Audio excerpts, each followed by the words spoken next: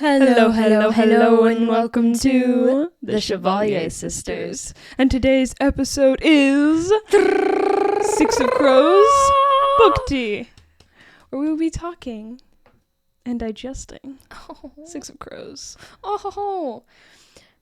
Now, So, some of you might be wondering, why just Six of Crows? Why not Six of Crows in Crooked Kingdom? And our response to that good question, is, guys. we just came back from a convention, and it turns out a lot of people have just read Six of Crows. Yeah, like a lot surprising of people number we of you. talked to were just like, yeah, I read Six of Crows. Is Crooked Kingdom any good? And I was like, Of course. are you seriously asking that question? So yeah. So for you guys who have only read Six of Crows and have not yet tasted the deliciousness of Crooked Kingdom, we will be sharing our thoughts on just the first book. Also, it means that we can go deeper into... Yeah, instead of having to do 2 500-page books, Yeah. we're only doing 1 500-page book. Disclaimer. So, we call this book tea spoilers included for a reason. We're going to go through the entire book, or we at least give ourselves the freedom to talk about the entire book. We're going to be breaking down very specific things and very specific, dramatic, important things. So... Yes. When we talk about what makes a good book in book tea spoilers included, we're talking about Everything. arcs, plot. I would say also line work and dialogue, second reads or third reads. Yes. Is it still enjoyable when you already know the story? Yes. Yeah. So, So this is your last warning. spoilers. Click off of this video if you haven't finished Six of Crows. Bye, guys. Bye. And for the rest of you still here, thank you so Thank much for you. joining us. And let's get to it. Okay, so first impressions of Six of Crows. That is a very fun topic. So when I first started reading Six of Crows, first of all, I was reading it with my eyes. Yeah. And I was like, How old were you? Actually, how old are you now? that's how old I was when I read it. I know.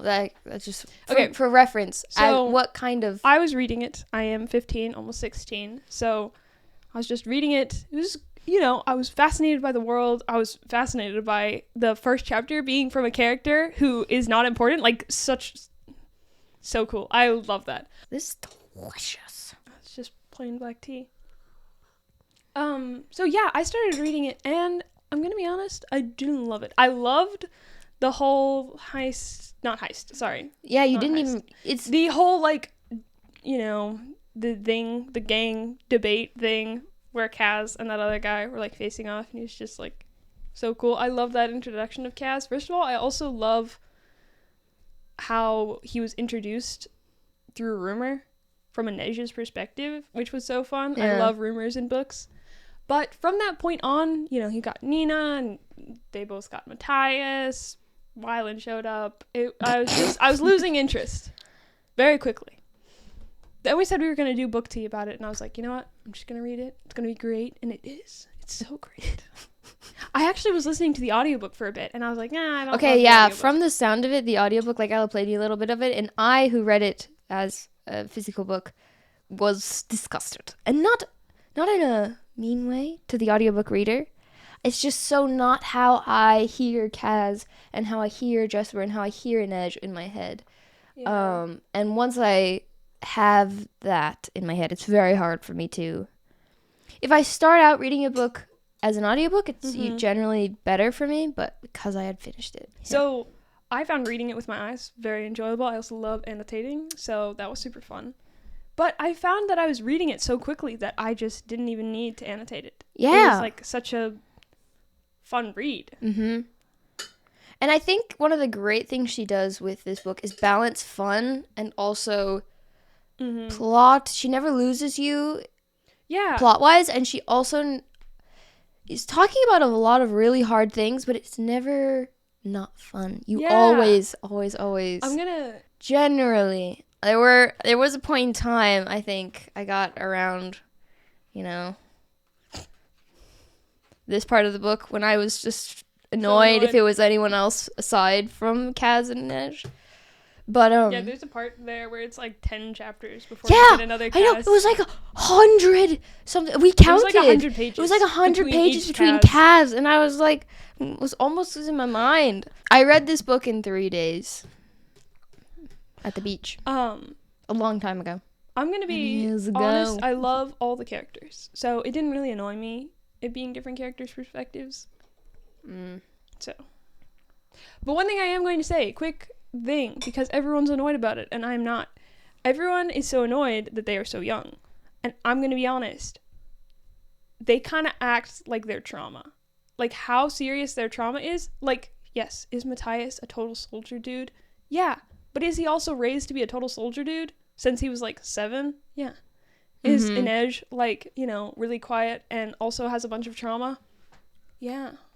Does Kaz have a ton of trauma and has been raised on the streets, and literally he was like, you know, it's really easy to live if you have no morals, and so he like got rid of all of his morals. And these are kind of heavy if I just let them go. And I think it's actually really funny how they play with Jesper, because Jesper is much less... He still has his dad. Traumatized. Yeah, he has his dad. He, in theory, has a home. He technically has a school that he could go back to at any point in time. Wait, is that in Six of Crows? Yeah. It's hard for me to remember. He's a university student in that one. Technically. I forgot that. Yeah. That's hilarious. Because it doesn't... What's he gonna do? Bye, guys. I'm going on a heist. I'll be back in 6 months. He stopped going to school like the week he got there. Oh. Right? It was like... School's fun, but gambling is more fun. Yeah. And he was like, wow, I'm in debt to a lot of people. So, yeah. I think that everyone acts very mature, but they also kind of act like kids. I mean, seriously, gonna pay someone to burn your cruise. That is totally a 17-year-old My ghost guy. won't associate with your ghost. They act like kids in a lot of scenes. I'm gonna comp the youngness versus the maturity of their circumstances also to where the crawdads sing. It's like she started acting like an adult from the age of 10, basically. And then from there, she just got more and more like an adult. So by the time she was like 15, she had already been acting like an adult for 5 years. Yeah. I'm also gonna say Artemis Fowl. He's like a kid genius. Yeah. He's so a kid genius. He's and he like acts 12 like an adult in the first book, but he doesn't. And I think that that's a good, not comp exactly for Kaz, but he's really smart. Actually, I kind of love it. It is kind of like, because they're both like amoral. In alternate worlds, Kaz got reborn. Because they actually kind of both have the same goal. It's gold. Gold. It's the same goal. They want money. Yeah. They end up accidentally helping people. Yeah, and they're not like, oh really, my gosh, how am I helping you? And they're not really sure. And then how they it happened. kind of like someone that they have to, somebody that they have to work with, who's super skilled. And yeah, that doesn't go very far. Yeah, because they're both solidly like business partners. What's that called? Coworkers. Yes. Coworkers. Yeah. And it annoys everyone else, including us. So yeah, I would say Artemis Fowl is a good comp for Kaz. Yeah, and just it's like if Artemis Fowl was more free about killing people. Yeah. I feel like Artemis is like, we can figure out a different way. And Kaz is like... Also, Artemis doesn't like getting his hands dirty. Kaz That's true. is dirty hands of the barrel. I mean... Artemis is more like, I will use my super brain. Yeah. And Kaz is like, I will terrify you until I don't need to do anything else. Until you have to wash your pants. And I will win. And then crush your soul. And then take everything you love. So yeah. I'm an honest man. Both. Do you have any questions for me?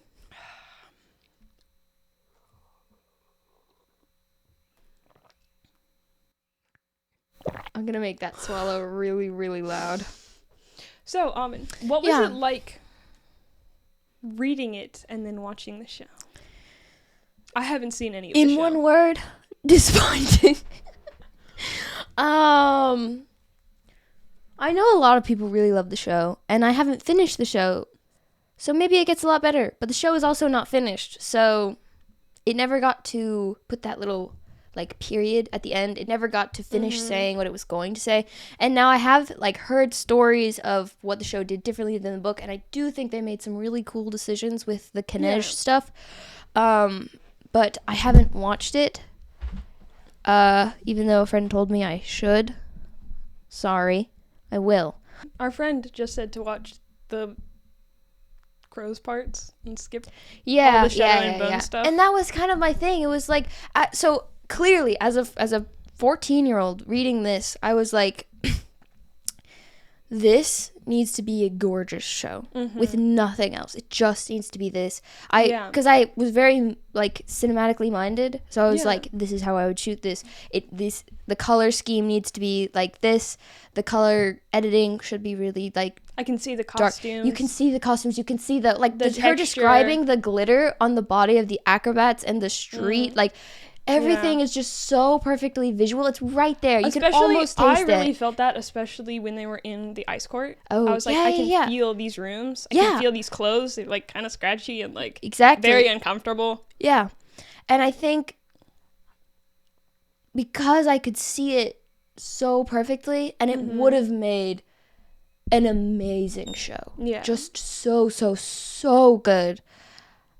Seeing an okay show was really, really disappointing for me because, first of all, their first mistake was definitely mixing Shadow and Bone and I know Six you would of Crows. never. That is their first mistake. First of all, if two things happen at different times in the 3 world, years apart, guys, that was like if you tried to make a Caraval and a Once Upon a Broken Heart at show the same time, which it's just like, impossible. which could actually be kind of cool. You can do it in a really cool way. No, because you could. You'd have to mess up so many other things, though. Yeah, it wouldn't be. And it wouldn't be kind of what we were hoping for. So, and the other thing I think is that when you're trying to split time in a show to two different things, you make each of them less good. Yeah. I would so much rather have a show that's just about Shadow and Bone. That you could have made a really good Shadow and Bone series. I did not love Shadow and Bone as much. But you could have made a really good show out of Shadow and Bone, but you didn't. You made a mediocre show about Shadow and Bone, and then you made an even worse show about Six of Crows. Yeah. Because honestly, the Crows were kind of like the tacky add-on. It was like the Shadow and Bone series plus Crows. Yeah, so they could slap this permanent sticker on my copy. And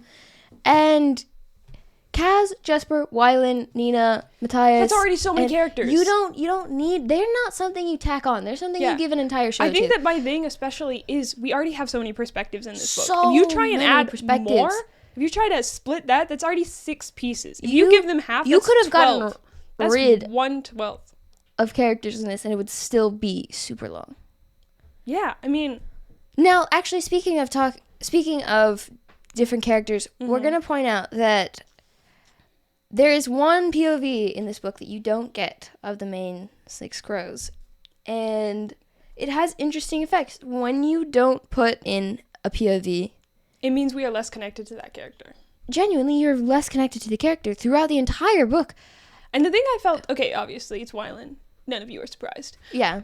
So the thing I really felt about it with Wylan is it felt like Jesper was also a Wylan perspective. Like every time. And then Jesper's kind of being like shortened because it's like plus Wylan, which I didn't like. Because Jesper is so cool, he should have his own space to be Jesper. But he was always like Jesper plus Wylan. And it's like, well. Yeah, I feel like in every scene, I mean, I might be wrong, but I feel like in every scene that Jesper was the POV character, Wylan was at least a main character in the scene. Which, again, Inej and Kaz, I'm looking at you guys. Okay, you guys, so many amazing memes. If you guys aren't a part of the meme culture of Six Nina of Crows. And Matthias also. But I felt like it was sad because it was only half. We only got half the story. Yes, because if it had been Wylan, like, oh my god, Jesper's so cool. Yeah. Then it would have been more interesting. We would have gotten more sides. Jesper. We would have gotten more Jesper. Imagine no Kaz in Inej. That would be terrible. Then he's just a soulless monster. We would never have you. Inej, why would you? I know. You would just be like, this guy's totally heartless. Yes, move he's on. Totally heartless. Move on. And I think I kind of felt that way about Wylan. I was like, this guy is kind of don't really like him that much. Inside his head, it was like if we never got any Matthias, it was just like. Yes, then we wouldn't like Matthias at all. Yeah. We'd just be like, this is just a cardboard soldier dude. If we never got Nina, then we would just be like, well, this girl just is a caricature. Yeah. You need the inside. And I mean, I get it. This book is already long. It's very long. If you had added another POV, that would have been... So there's no easy fix for it. But it still does have repercussions. Yeah. Like, the book being longer, you have so many scenes. It's like, then maybe everyone else would have had to get shorter. Yeah. Do you take away from everyone else? Everything has pros and cons. But I will say, in this book, we got like a 200 page pause just to talk about Nina and Matthias's backstory. Yeah. Like, we solidly had that. And we never got that for Jesper and Wyland. And I'm already like a good bit of ways into Crooked Kingdom. And I still feel, okay, to be fair, I feel like we're not getting enough of any of the romances. But that's a whole nother topic. I think also because Jesper is very much of a character, if you don't get enough inside of his head, he could become more of a caricature. And if you don't spend enough time, or he could feel like he's acting that way, not actually genuinely feeling that way. Exactly. And I think because he's such a cool character, I just don't want that to happen to him. Yeah. And Wyland, I was kind of annoyed at Wyland this entire book, and then even more so in Crooked Kingdom. Like, I'm gonna be Wyland honest. is my least favorite character, and I know he's sweet and cute, and a lot of you like him, and that's totally fine. Your opinions are yours. Okay, I just don't like him. I'm gonna be very honest about Wyland, because first of all, I feel like they all act their age for their situation. I just feel like Wyland constantly is saying that he's not like a kid, but he never showcases the maturity of the other crows. I mean, he does in his own way, but again, that's a very quiet way, and without his perspective on it, yeah, it's very lacking way. I mean, a lot of his maturity comes from him just not being annoying. So him just not being annoying feels like he's just not there. Like, I mean, think about all the scenes that we had that didn't have him. I mean, Jesper just sitting at the end when they're just like on the boat, and he's just like silently standing next to Jesper, but he doesn't know that it's Wyland because he's already been. Do you not remember this? Guys, it's been a while. Anyway. And Ella used to like catch me up to where she was in the book, because I'd be like, "Where are you?" And then I'm gonna be like, "Never mind, you're gonna spoil so much." Yeah. So I think I know kind of what you're talking about. They're on their way back home from the ice court. Yeah. And Wyland's face is different? Mm-hmm. Okay. Yeah. Does that happen at Six of Course? Okay. I just didn't that's want to totally That's how spoil. they do the plot twist thing. Okay, also, I'm going to be honest, as a dyslexic person, Wyland just not being able to read because he can't read is kind of a weak defense. It was really hard to learn how to read. It was really hard for my brother to learn how to read. But we did it. You speak like 3 languages. How can you not read any of them? I mean, I get it. It's hard. But maybe you can just like... I wish at least she had explained why. I wish there's a reason. Like, what is... Because it's bordering on the idea of magic. You know? Yeah. Like, if he just... if he was magically cursed. But there's... I mean, there is kind of magic. But it's like... But it's not that kind of magic. It's not that kind of magic. But... And he can draw. Is he can blind? See things. It's not hard to memorize. And I was telling symbol. Igon, like, you can memorize a logo. And that's not reading at all. You can memorize how something looks. So and I would never suggest you to learn how to read that way. It's not suggested, but it does mean you can read a word, or at least recognize it. Like, oh, that's my logo. Like, I had a book. I was just about to bring up writing a book, and the main character couldn't read, and her reason was that she didn't want to. She also didn't know. She's a very whimsical. She just didn't learn a lot of things in school. She can do math in her head. So if he can memorize numbers and like lines of numbers and what, 1 million looks like, what 10,000 looks like, I feel like then it's not a seeing problem. Yeah. Which is where I got confused and slightly disappointed. And by the time, because I was already annoyed at Wyland, by the time I got to that point, I was just like, man, I don't even like you anymore. Because, like, seeing you guys, like, at the time, I don't think you guys were big readers. It was so hard for you guys to read. But I was like, I would watch you guys struggle with reading, and I'd be like, they're still reading more than, like... Something that about me is I read my first full-length novel when I was 13. it took me so long to be able to read, and now, you know, I feel so cool because I can read. I know, that's like, and I wish, first of all, I love that experience, and I wish that Wyland could have that. So it annoys me that he can't. And also, and that there's no reason for him not being able to. It doesn't really align with his character, in my opinion. For someone so curious. Someone so curious. And so excited to learn about lots of different topics. Like a really good way to learn about different topics, especially if you don't have the internet. Especially if you have a dad that's very controlling of your information. Is reading. Yeah. So I just feel like he would be fascinated by it. And if you are fascinated by something, your brain will make a way. Yeah. Humans are very, very, very good at adapting to what they want to do. Yeah. I thought that it was a thing on his dad. Like, he was just like, oh, that's true. No, Dad. That's true. I'm not going to learn how to read. But that's like blinding yourself. Yeah. And I mean, again, this isn't a thing on blind people. If you can't read because of physical impairment. Obviously. But we obviously know Wyland is not visually impaired. He draws. He draws super detailedly. He makes machines. These are all things that require a lot of focus and a lot of visual cues. He takes in, this is another thing. He draws from memory and what he is being told. That means he has a great visual library. And also, just from a language learning perspective, it goes a lot faster when you're learning a language if you can read it. Yeah. Like, learning Japanese is so much more simple. Okay, not simple. Simple is the wrong word. Simple is the wrong word. It sticks in your head a lot faster if you can see it. And not to say learning Japanese is easy. Like, kanji is super hard. Yeah. But it's also how they describe learning to write kanji is super helpful to remember kanji. Now, on to my favorite character, which is Inej. Oh. Inej. Okay, fun story. I mispronounced all of their names. Kaz and Inej.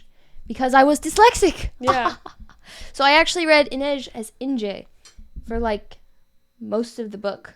This book. And then I looked up Leigh Bardugo saying it because I was like, I think I'm saying this wrong. You also called her Leah. I called her Leigh Bardugo. Which I also called her. And I was like, oh, okay. Because my brain rearranged the letters and then added one.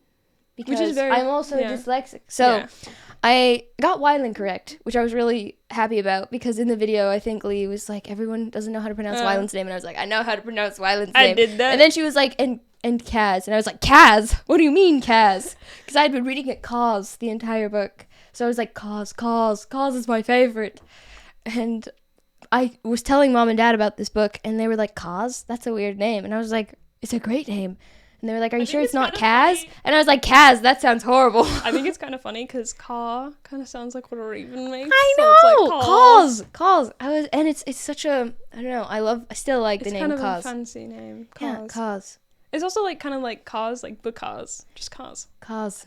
Just Kaz. So it was Inje and Kaz. And I still love the name Inje. I think it sounds cool. So I was disappointed to learn that Kaz's real name is Kaz. But I was actually super happy to learn that Inej's name is Inej, because that's also a super cool name. Inej. I think Inej's character is so beautiful. So beautiful. Again, amazing. So traumatized. So But I think it's very important because that actually happens to people. Yeah. Like, this isn't the fantasy part of the story. This is the very, I think, again, all of their traumas are very... Except for maybe Kaz. Kaz? I don't know. Kaz is kind of like, we were just on the streets and then we're... Not that part, but the getting duped. No, that's obviously super realistic. Yeah, super realistic. I feel like all of his story is super realistic. I guess it was the like floating bodies. I guess that was a little bit. I mean, it depends on how you bury your dead. That's true. Oh, but how they use that, his trauma with touching people. Yeah, and it only gets better. So good. It only gets better, Ella.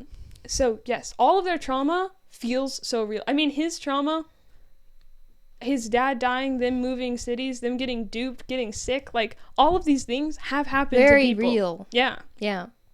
Inej's getting kidnapped, being sold as a slave, indenture, whatever you want to call it. It's literally like this is the most common thing that slavers do. Yeah, it's just very realistic, and her story so much. I also love that she is still the person she was before.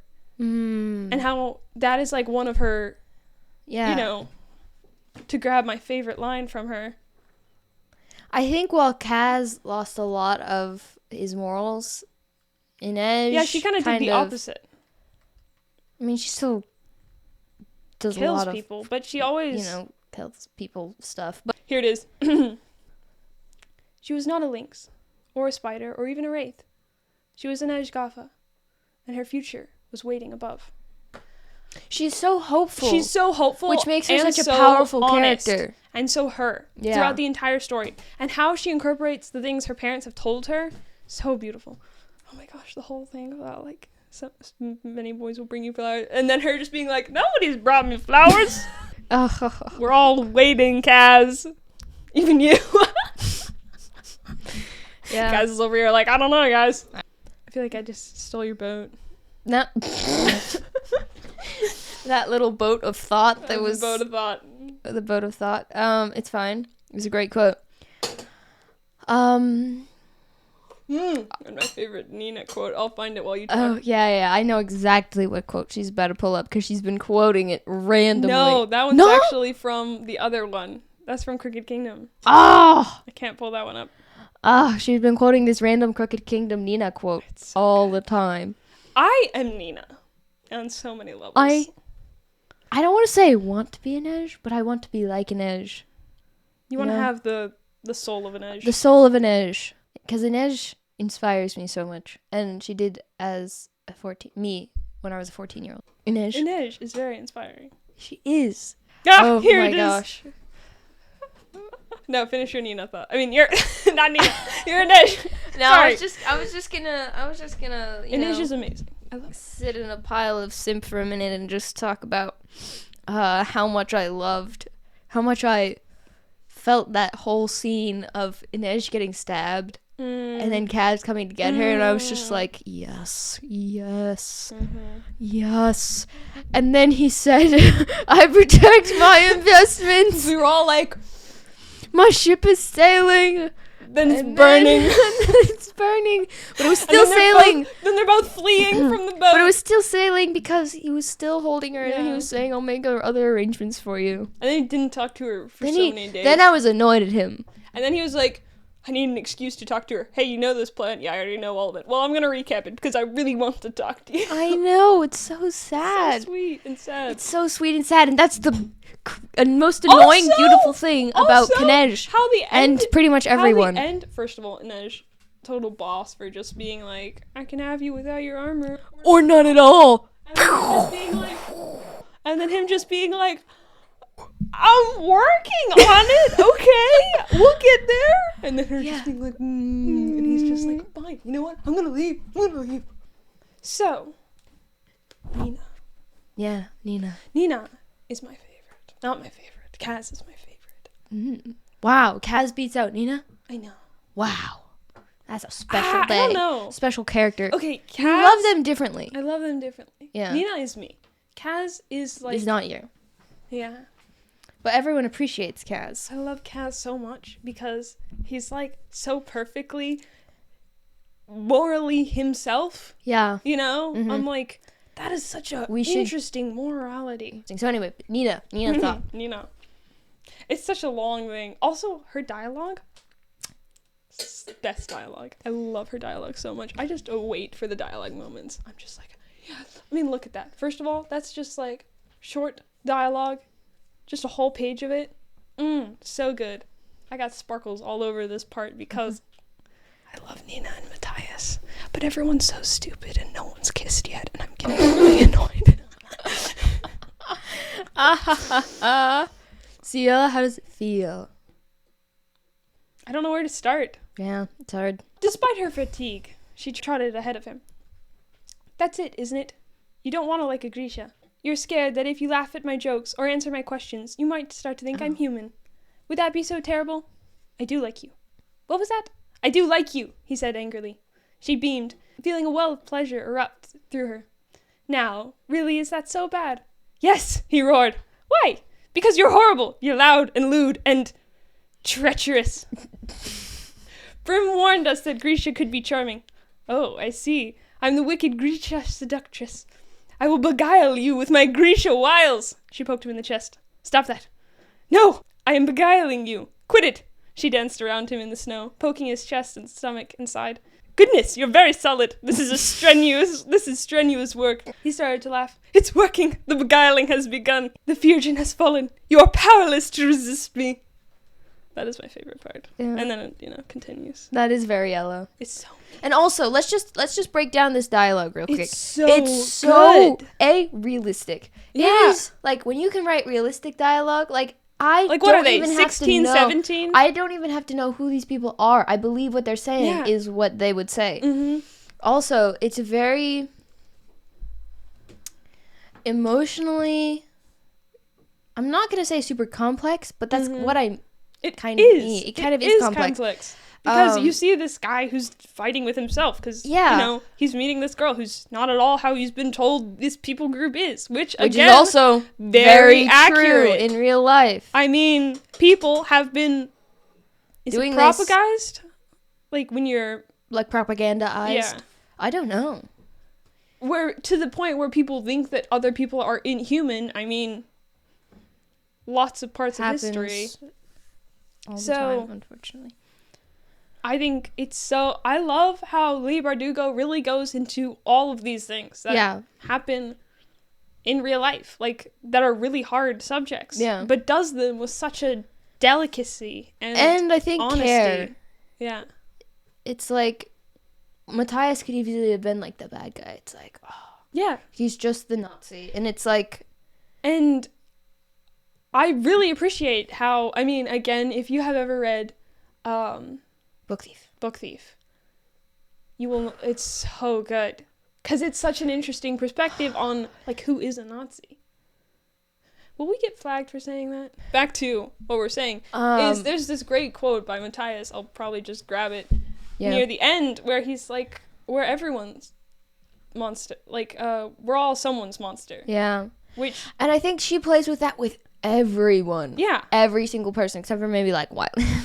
Wyland's not really anyone's monster. Or Jesper. I was going to say Jesper. And honestly, is Inej anyone's monster? Kind of. Actually, yes. Okay, hold on. Tell me if this part's in this book. But Inej, I think really early on, like her setting character grounds, at the bar, somebody punches hits someone? on her. Yeah. Yes. That was another thing that was just, like, stirred my 14-year-old heart. I was like, Inej, yes. I love her. I want to be like her. Because she has been abused and it's treated inhumanly, she knows where to set her lines. And in theory, they're a lot farther than you would think they should be. But to her, that is where the line needs to be. Well, and it's like, in that situation, like, she's like, you let one go and then they keep coming. And it's like, yes. Like, I don't know. Anyway, that part for me was I think it's so fascinating, the idea of Kaz's trauma with touching people and her trauma with having been touched. Yeah. They're so perfect for each other. But also so not perfect for each other. Which is something I love, is also they are dealing with their stuff. Yeah, except for Kaz. He's like, she's like, Kaz, why aren't you dealing with her stuff? And he's like, I am. No, there's this amazing part I am dealing with my stuff, and Inej is like... But there was no mistaking it. Kaz Brecker was grinning like an idiot. Yes.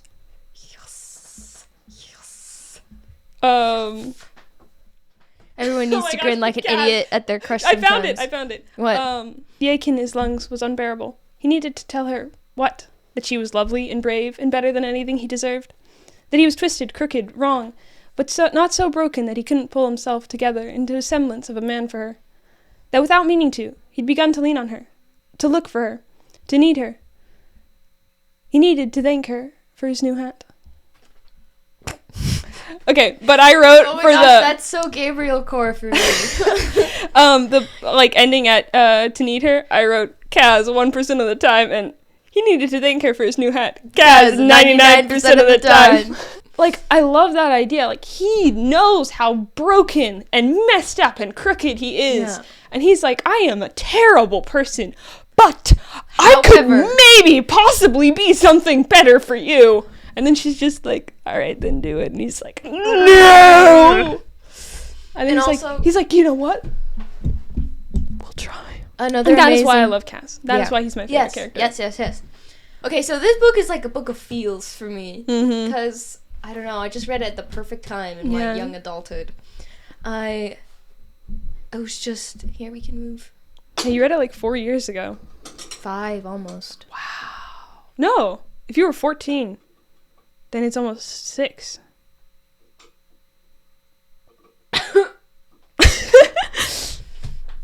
Wow, you're getting guys. old. I'm getting old. Okay, it's a feel. So at the end, when he's like, I'm gonna go get my money, and I think I found it recently. I'm gonna get my money. And my girl. Mm-hmm. I think I have it squiggly underlined. Yeah, I'm sure you do. No, it's not. Okay, hold on, but also... Wait, is that the end of this book? Because I don't want to spoil it for you if it's not. Oh, wait, it's here. I'm gonna get my money, Kaz vowed. And I'm gonna get my girl. I don't have it underlined! My heart went... Yes! That's what my heart did. But then he's also like...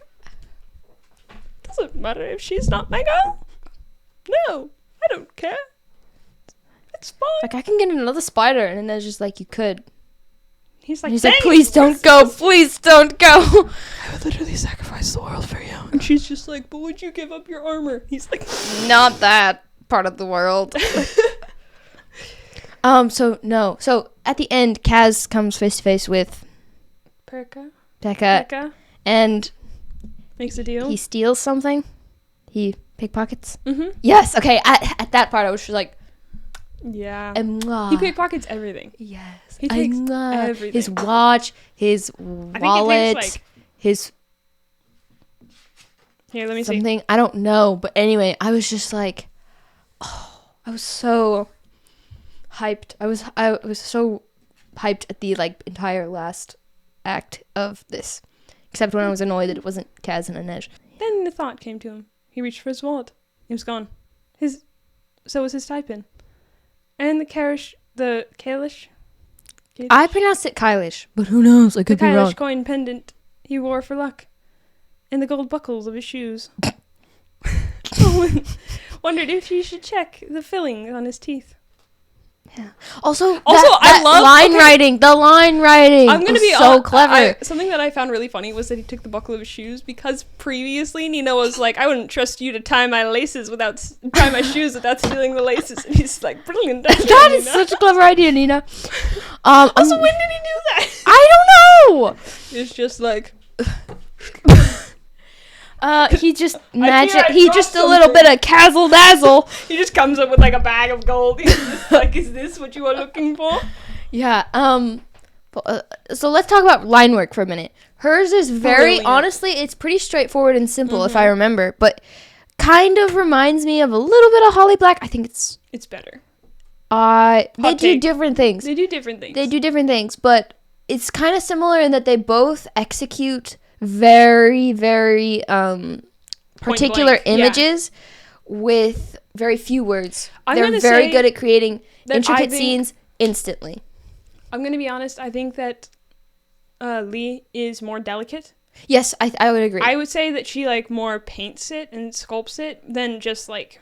I would kind of say Holly Black generally does like a really cool block print. Like she gives you a few details and they relate so intricately to our own modern day lives that it's like, oh my gosh, I'm in that train station or whatever because I've seen that. But with this one, it's kind of... It's building... It combines relating what you know and feel.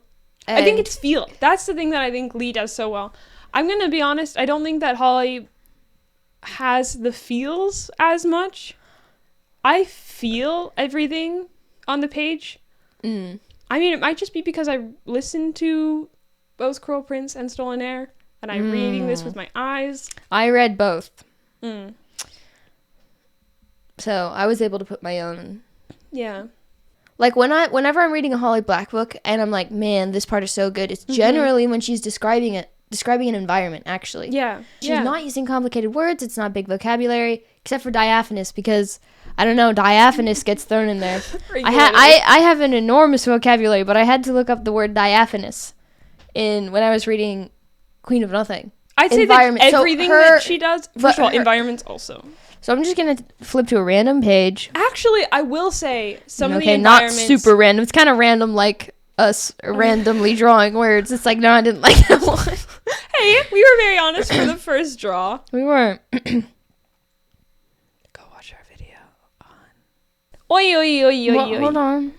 You can't just... Did you bend my page corner? No. This is the first, like, physical book that I really own. Like, it's mine. It's not Aubyn's, and I'm so excited. Yeah. Wow, every physical book I've read, except for this one, and Crooked Kingdom was yours. Parts of describing the Ice Court I got did a find little bit Telly versus showing. Mm-hmm. Which it's fair. I think that a lot of their brains are kind of Telly. Like Kaz was just like, okay, just like, here we are, boom, boom, boom, boom. And I think Inej's brain, oh my gosh, with climbing the chimney thing. That whole scene. That might be my favorite scene in this book. Really? I was suffering in that scene. It's so good. Second favorite scene. But I was like, I felt like I was burning alive, which is why I was suffering and I hated it. My second favorite scene might be the flashback of Nina and Matthias. Because I love them so much. Yes. Sometimes I feel like writers use words that are right in front of your face, but you don't see them. It's like the blind spot. It's like, oh yeah, I've heard that word, but it's so perfect for this circumstance or something that it just fits, and it fits perfectly. Now, Book Thief is kind of the opposite of this. And it's a really interesting line comparison. But we're not talking about Book Thief. Oh, we could. You just have to go read it. Please read Book Thief. It's one of my favorite books in the entire world. It's one of the best books in the entire world. Yeah. Period. I'm sorry. It's just so good. So soon. He was drowning in corpses. I know. I just opened to that. It's hard. It's like a hard bend. Yes. You know, it's an even harder bend. This. It's the Nina Matthias scene. Though he trusted her with his life countless times, it felt much more frightening to trust her with her shame. Oh my gosh. Because that's so accurate. It's so true. It's so true. It's so hard to trust someone with your shame. And it's just, again, the way things are described and painted so beautifully. I would compare it to most YA fiction. Absolutely. Most YA fiction goes 80%. I would maybe say 50%. Yeah, 50%. It's usually physical appeal and I know your backstory.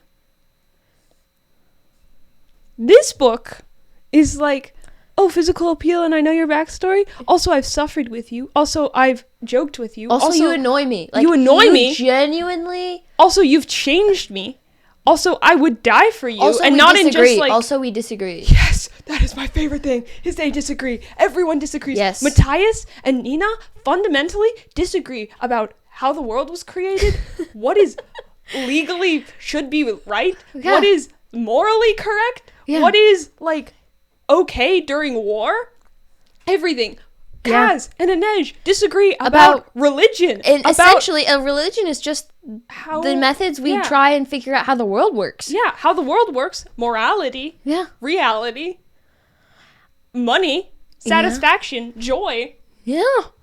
These people. The meaning of life. The meaning of life. The importance of relationships. These people don't agree on so many levels. Yeah. And I mean, nobody agrees. Nina and Inej don't agree on a lot of stuff. Yeah. And Matthias and Kaz obviously don't agree on the things they do agree about is very small. Very small.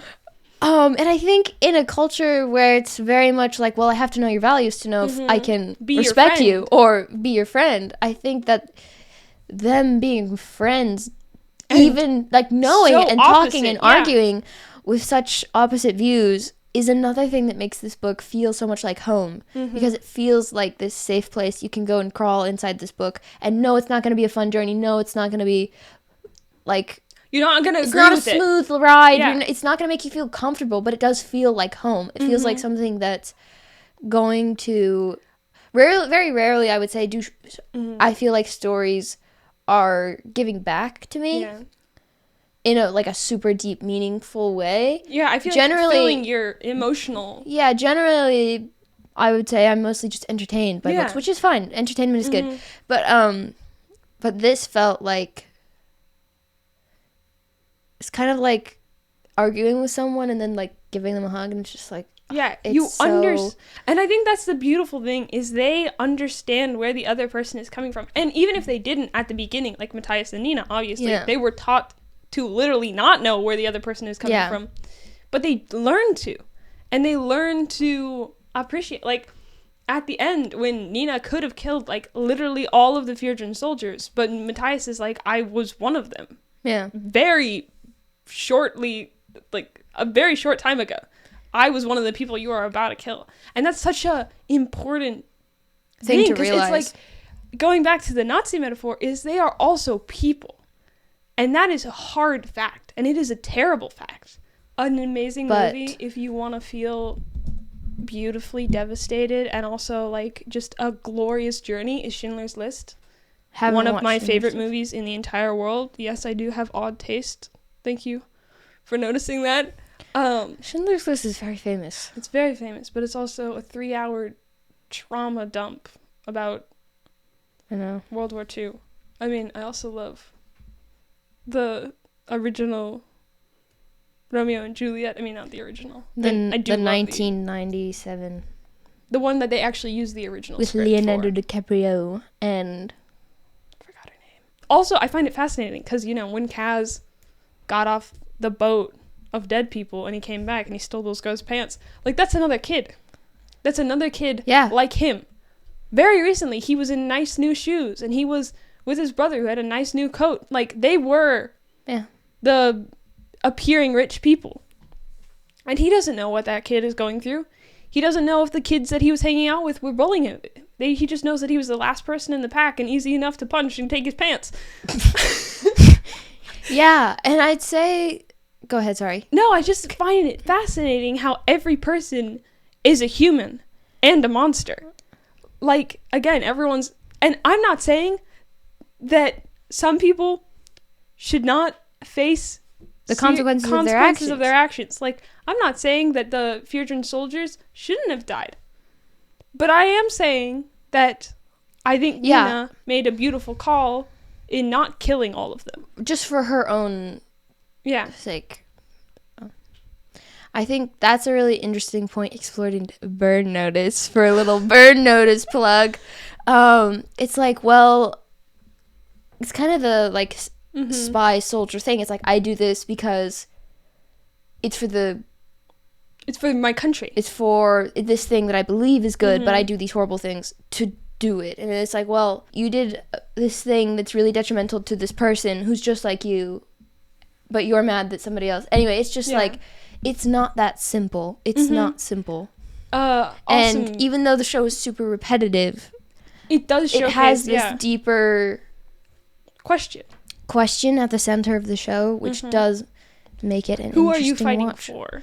Yeah, and when do you stop? What does it mean? What does it mean? And what are you fighting against? Which I think is the bigger question. And I'm going to bring up this poet. I cannot remember his name, but I'll put his handle on the screen. I have my phone. I can look it up. He has so many great poems about that question. Like, where's the line drawn? And there was one that I was going to think of. Oh, yeah. It was when we were talking about Kaz taking off his armor. One of the lines in one of his poems is, "You can hurt in love or you can hurt in fear." Which is one of my... It's going to become my Roman Empire. Because it's such an accurate description. And I think that that's something that Inej's character really quickly showcases. She's like, I could hurt in fear, but I can also hurt in love. And if those are my options, I'm going to choose love. And it doesn't have to be romantic love, which is, I think, is another great thing that is in... Yeah. Six of Crows. Because, I mean, they all have relationships. And how she interacts with Jesper is so great. And she obviously loves him. And he obviously loves her. And it's obviously very platonic. The name of the poet is Lucas Jones. Lucas Jones, yeah. Really good. So, thank you for coming to our TED Talk. Guys, this has been a fairly deep discussion on the book Six of Crows by Leigh Bardugo. And also, hold on. Let's just take a minute. I was noticing this earlier. 6 dangerous outcasts, 1 impossible heist. I don't know that they're all outcasts. Okay, I'm gonna be honest. The marketing team on Six of Crows kind of failed because the back of this book,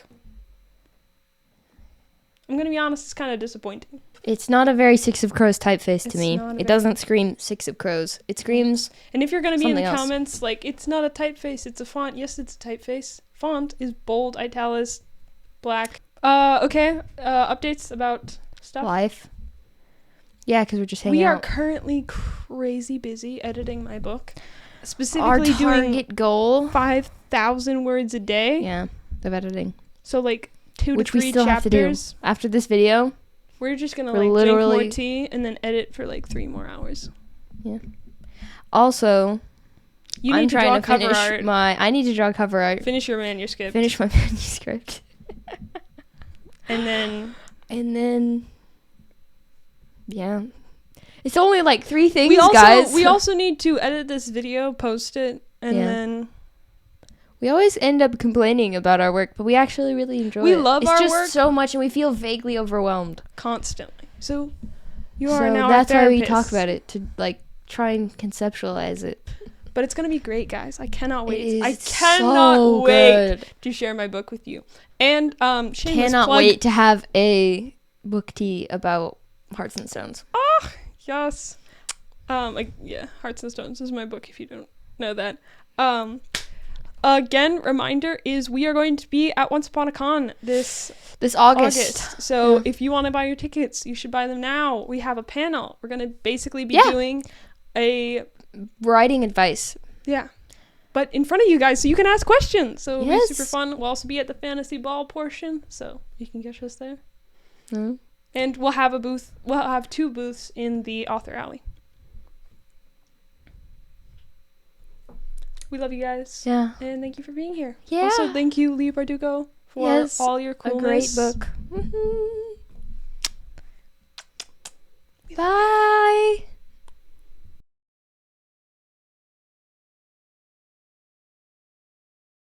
Mics are now rolling. Ugh. Aubyn's terrible crown. No, I like my crown. Aubyn's crown is not Six of Crows. Wylan, we can help you. Aubyn's crown, guys, has to go.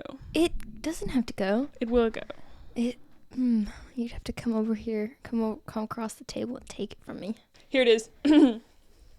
She was not a lynx, or a spider, or a wraith. How do you say her last name? I don't know, man. I might have pronounced it wrong this entire time. That's where my artist glove went. It was on the floor. I picked it up and I started wearing it. Nice. Yeah. It doesn't match your crown. Aubyn! Stop that. No! I am beguiling you. Okay. You will take off your crown very shortly, correct? I don't know. You're not a human dictionary, Aubyn. I'm not. How does that make so you feel? Sad. It's okay. I'll work on it. But it is fun. I'm just trying to balance out. Who sat in this mic after me? Who sat in the mic? Okay, who used this mic? Look at how poorly I highlighted that. It was pretty bad. It's like me highlighting my old script. It's probably just you putting it up. Actually, this encourages me to sit up straight. I haven't spent enough time in this thesaurus lately. You didn't even know what phosphemes were. I didn't know what phosphemes were. I say as if I didn't look that up when I put it into my book. Anyway, let's get into it. Hello. No. And what? I want you to take off the crown. You're serious? Yes, I'm very serious. Guys, doesn't this crown look so cute? It's very cute, but it's not very Six of Crows. My aesthetic knowledge is torturing me right now. Thank you. I'm the hope. I'm the essence of found family. Book tea.